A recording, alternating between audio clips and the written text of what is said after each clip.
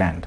Now, you quoted that at the height of the Bush years in 2004. What's the state of democracy for African Americans today?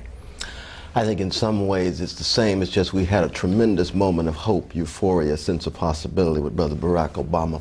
But I think the euphoria is waning. The glow is now declining. It's fairly clear you still have an empire in place. It may be a more friendly empire as opposed to as opposed to an unfriendly empire. But it's still in place, and I think very slowly now you're seeing discourses and dialogues in the black community about Barack Obama leaning too much toward the strong and not really supporting the weak. Where do you see that specifically? Oh, on black radio. On black radio. I was just in Chicago just recently, and people were talking very, very intensely about the war, for example, Afghanistan. They're talking about the Wall Street euphoria and the talk about recovery and the end of recession. And yet you go in, not just black communities, this is an issue of class here. It's black, white, red, yellow, working people, poor people, escalating unemployment, escalating underemployment, escalating social misery.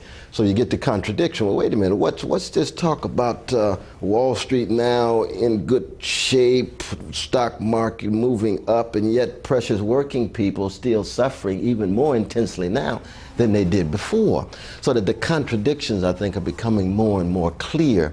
And do you think there's any potential political fallout for Barack Obama, though? I mean, black people in this country are hardly going to vote in huge numbers for Republicans. Well, it won't be a vote for Republicans. It would be a waning of enthusiasm. You see, Barack Obama is in the White House in part because 97% of black people supported him.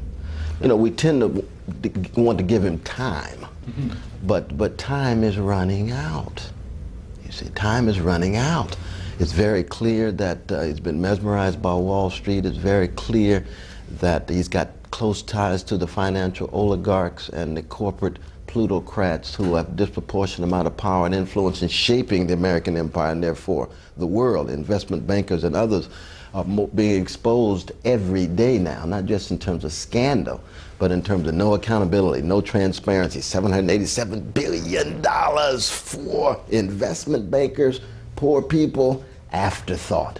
And this is true for the economic team.